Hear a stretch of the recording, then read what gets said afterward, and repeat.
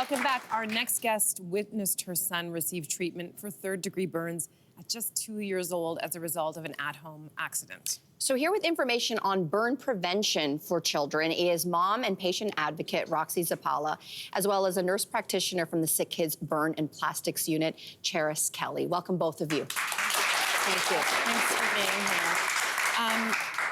For viewers at home, we first want to just give you a warning. There are some graphic images we're going to be showing today, so just, take into consideration how you feel. Roxy, I want to start with you.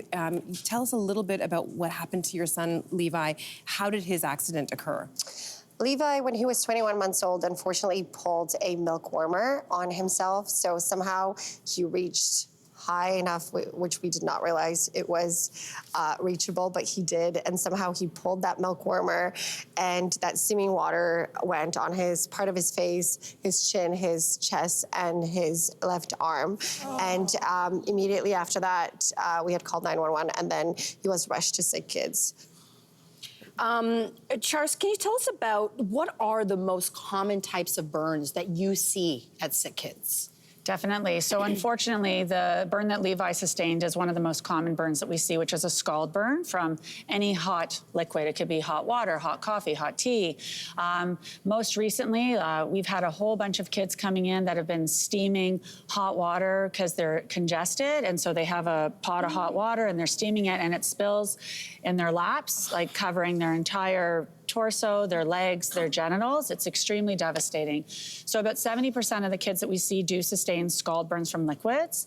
We have a bunch of kids that have contact burns from putting their hands onto glass-fronted fireplaces, full thickness burns to their palms, picking up curling irons, flat irons. It happens all the time. And another common contact burn that we see is kids running around a campfire, having fun. They fall into the campfire. They sustain contact burns to multiple body parts, and as well as sometimes a flame burn too from their clothes catching on fire. Oh, so wow. Pretty devastating. So you were actually a nurse practitioner that worked with Levi in his treatment and recovery. So walk us through that time. Sure. Typical admission for a child coming through the ER, emergency room, having dressings applied. Typically, we'll do a weekly dressing change with sedation to make sure the kids are, pain is managed. And unfortunately, in Levi's case, along with a lot of the kids that sustain these burns, we see 400 to 450 a year. Wow. It's 1 or 2 a day. Wow. He required skin grafting for his third-degree burns, or these full-thickness burns. Some of the kids can get very sick from their burns, ending up in the ICU, which Levi did have a short stay there. And unfortunately, once the surgeries are done and the skin grafting is complete, the journey continues with scar management, because these burns leave lifelong scars. So scar management, garments, splints, surgical revisions, because scarred skin doesn't grow with you. So it's a lifelong injury, unfortunately. Wow. So Roxy, what is it like as a mom watching Levi go through this? And also, what do you want parents to know if they happen to find themselves in this situation?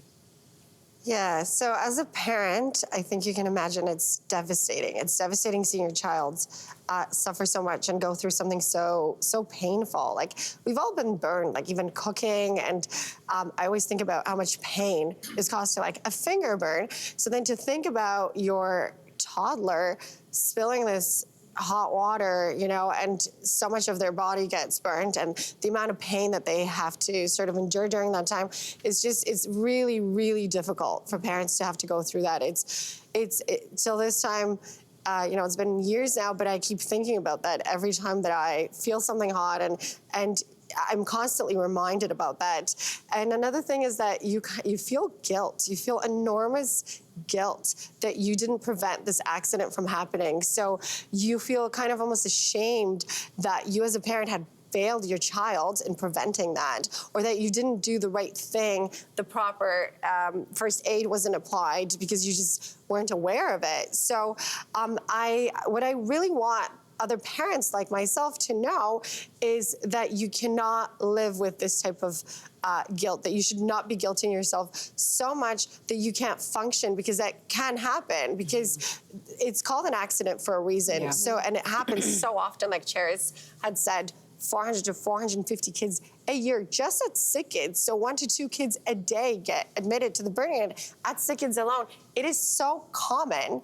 And because it's such a kind of taboo topic where parents don't really want to talk about it for several reasons, whether it's emotional sort of trauma that they don't want to relive or that shame that they're feeling. So they feel like they're alone in this sort of guilt. And so another thing that I'm here to talk about, and I really make it a point, is to come out and speak to others, because you will find that you're not alone, that there are so many other parents, so many other families that are going through this, and it's always easier and it's always better to cope together. So it's really important not to, and to overcome that guilt also. When you're seeing that it does happen more often than you think, then it's much easier to cope with that. We want to give parents some tools. So Charis, if I can ask you, if your child does get burned, what should a parent do? So the most important thing is to apply first aid. So first aid is removing any hot, wet clothing. Immediately remove them and apply cool water. So cool running water is the best thing to do because you want to just stop the burning process. But if you don't have access to cool running water, and a lot of toddlers won't tolerate you putting them into a shower, just put cool cloths on, and you can change those cool cloths out every 5 minutes and just apply new cool cloths. And then you could put on a simple dressing before they're taken to the hospital. So removing the clothes and applying the cool water is most important. So that's what to do. What should parents not do? So do not Google interesting remedies on the internet. We have loads of people that put on toothpaste. Toothpaste they think is cooling. It can actually, and now all these toothpastes have whitening chemicals in them so that you can actually cause a chemical burn in addition to a scalp burn. And it also retains the heat. So any kind of ointments, egg whites, any kind of odd substance, do not apply. And actually don't apply ice, because ice will actually affect the circulation to the skin and actually can make the burn worse as well. Wow. Okay. Okay, so Roxy, you run a fundraiser gala in support of Sick Kids Burns and Plastic Unit. It's called Fired Up. Tell us a little bit about the event. Yeah, the event, it's coming up this year on February 23rd at the Four Seasons, so just about a week away. And anybody can support it. It's open to public, so public can buy tickets. They can go to our website and donate if they want to be a part of the cause. 100% of the funds raised are going to the burn unit. We do have some things that are not government funded that even I didn't know about, such as the incredible laser that Sick Kids has, or some of the psychological support for children and their families that aren't funded by the government, that are purely funded by donations. These are the type of things that we're supporting and we're trying to kind of make available, and hopefully with the fundraiser, just do more and be able to continue having families like ours have these success stories at Sick Kids. We've run out of time, but just really quickly, how is Levi?'s about to turn 7. How is he doing? Levi is amazing. He's a typical 7-year-old boy. He plays a ton of sports. So good. Yeah, that's how I feel too. Yeah, he's amazing. Thank you both. This has been eye-opening as parents. It's not something that I know we talk about. No. And so thank you both for everything and for sharing your stories. Thank you. Thank you. Hey there, what did you think? Drop your comments below and join the conversation. And don't forget to like and subscribe so you can find more on everything from food and fashion to pop culture and current events. See you soon.